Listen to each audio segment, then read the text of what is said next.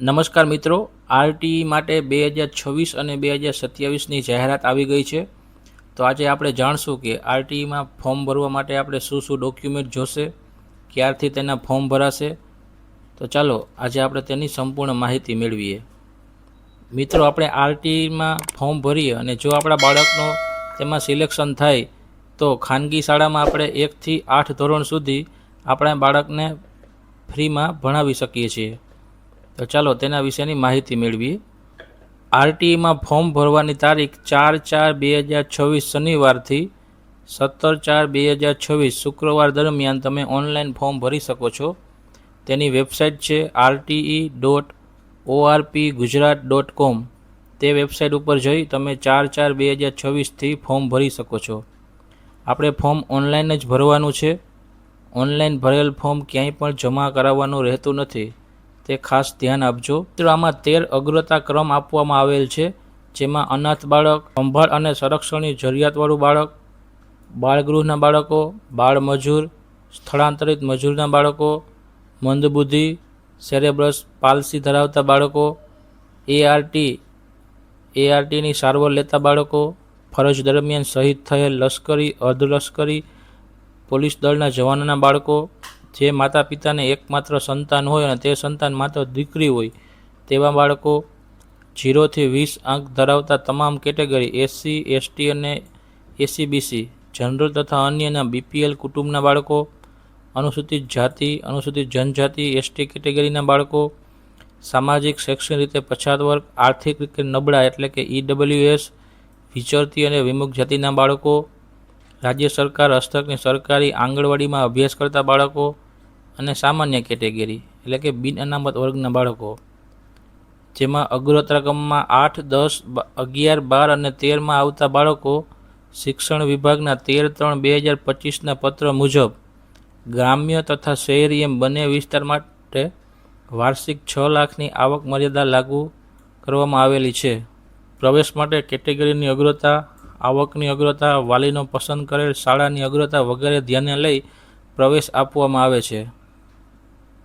તો મિત્રો, આગળ આપણે જાણશું કે શું શું ડોક્યુમેન્ટની જરૂર પડશે.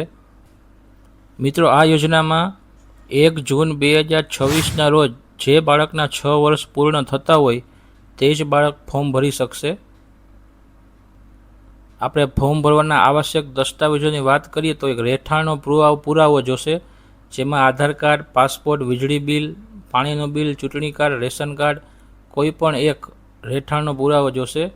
પછી વાલીનું જાતિનું પ્રમાણપત્ર જોશે, બાળકનું જન્મનું પ્રમાણપત્ર જોશે, એક બાળકનો ફોટોગ્રાફ જોશે, વાલીનું આવકનું પ્રમાણપત્ર જોશે, જો બીપીએલ કેટેગરીમાં હોય તો બીપીએલનું પ્રમાણપત્ર જોશે, જાતિઓ અને વિમુખ જાતિઓનું એક પ્રમાણપત્ર આવે છે તે જોશે, અનાથ બાળક હોય તો તેનું પ્રમાણપત્ર જોશે, સંભાળ અને સંરક્ષણની જરૂરિયાતવાળું બાળક હોય તો તેનું પ્રમાણપત્ર જોશે, બાળગૃહના બાળકો હોય તો તેનું પ્રમાણપત્ર જોશે, મજૂર, સ્થળાંતરીય મજૂરના બાળકો હોય તો તેનું એક અધિકારીનું પ્રમાણપત્ર જોશે, સેરેબ્રલ પાલ્સીવાળા બાળકો હોય તો સિવિલ સર્જનનું પ્રમાણપત્ર જોશે. તમે જે કેટેગરીમાં એપ્લાય કરવા માગતા હોય તેનું પ્રમાણપત્ર જોશે. સંતાનમાં એકમાત્ર દીકરી હોય તેવી કેટેગરી માટે ગ્રામ્ય વિસ્તાર માટે તલાટી મંત્રીશ્રી, નગરપાલિકા વિસ્તાર માટે ચીફ ઓફિસર અને મહાનગરપાલિકા માટે સક્ષમ અધિકારીનો એકમાત્ર દીકરી સંતાન હોવાનો દાખલો જોશે. આંગણવાડીમાં અભ્યાસ કરતું હોય તો સરકારી આંગણવાડીમાં ઓછામાં ઓછા 2 વર્ષ અભ્યાસ કરેલ હોય અને આઈસીડીએસ અને સીએસસી વેબ પોર્ટલ પર જે વિદ્યાર્થીના નામ નોંધાયેલ હોય તેવા વિદ્યાર્થીઓએ જે તે આંગણવાડીમાં અભ્યાસ કરેલ છે તે મતલબનું સંબંધિત આંગણવાડીના આંગણવાડી વર્કર અથવા સરકારશ્રી દ્વારા પ્રમાણિત કરેલ દાખલો રજૂ કરવો. પછી બાળકનું આધાર કાર્ડ જોશે, વાલીનું આધાર કાર્ડ જોશે, બેંકની વિગતો જોશે અને એક સેલ્ફ ડિક્લેરેશન ફોર્મ જોશે, જેમાં પાન કાર્ડ ન ધરાવતા, પાન કાર્ડ ધરાવતા હોય પરંતુ ઇન્કમ ટેક્સ રિટર્ન ભરેલ ન હોય તે કિસ્સામાં આવકવેરાને પાત્ર આવક ન થતી હોય એ અંગેનું નિયત નમૂનાનું સેલ્ફ ડિક્લેરેશન ઓનલાઈન ફોર્મ ભરતી વખતે ફરજિયાત અપલોડ કરવાનું રહેશે.